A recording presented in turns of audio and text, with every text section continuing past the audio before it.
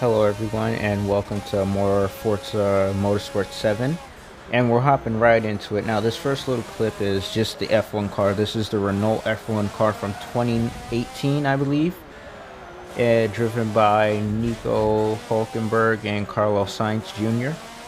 And I'm just showing you how fast it is in this first clip. Like, we're taking corners flat out. Like this section, if you play Forza Motorsport, you know how dangerous it is.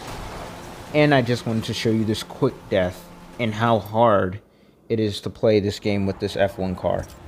Now here, I decided to take it to a track more fitting, I thought, for such amazing speeds, as we threw a Pepsi livery on it just for the memes. Now I will have traction control on for this car because the lowest horsepower you can get it to is 1000, and with slick tires that aren't really warm yet at the start of races, and even when they are, not really a good idea.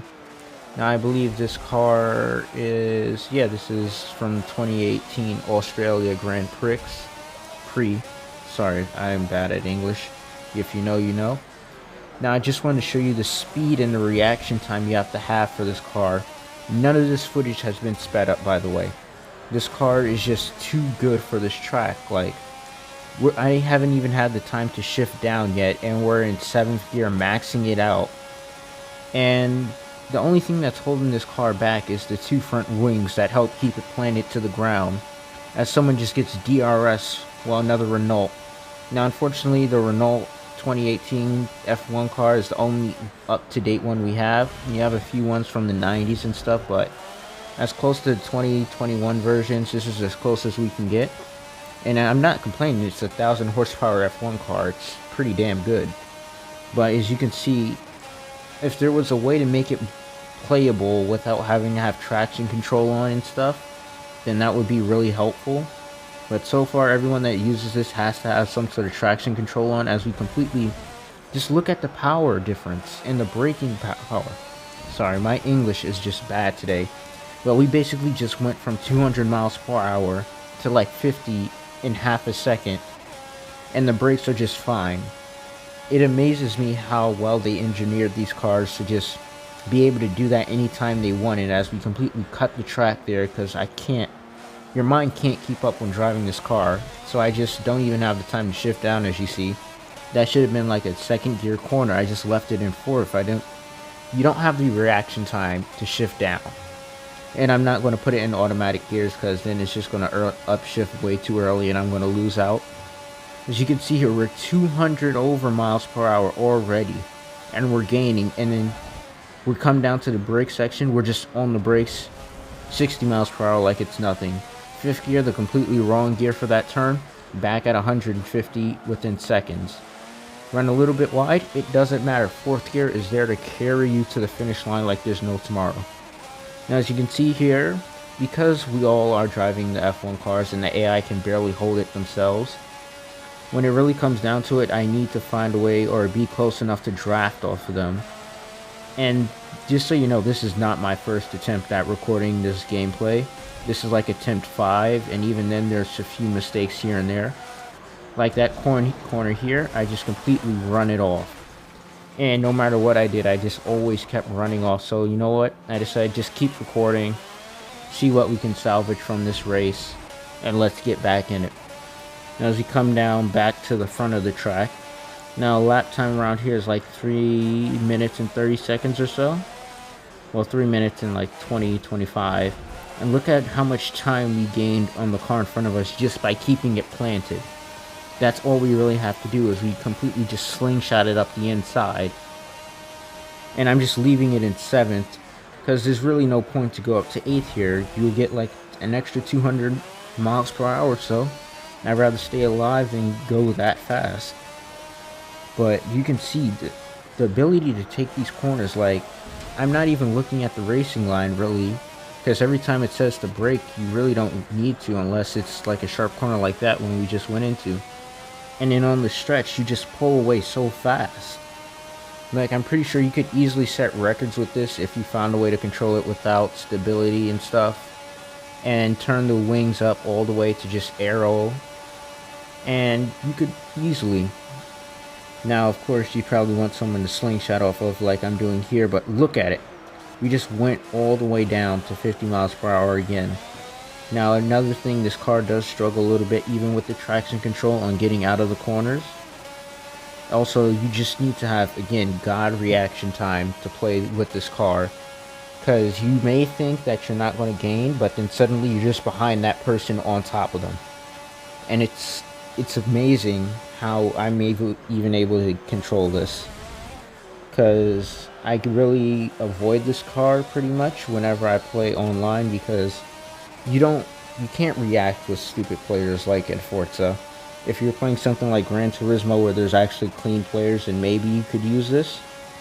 But so far, yeah, and you can see it's making about 1,100 horsepower on top of that in 8th gear, so it's really not helping in terms of corner exits. You really have to have traction control or be in a super high gear. Now a little bit about this car. It's 950 millimeters high, aka 37.4 inches tall. Its length is about 548 millimeters, 215.7 inches tall, long. Wow, my English, guys, I am so sorry, but I can't comprehend what's going on in the race, so I'm trying to read facts from the car.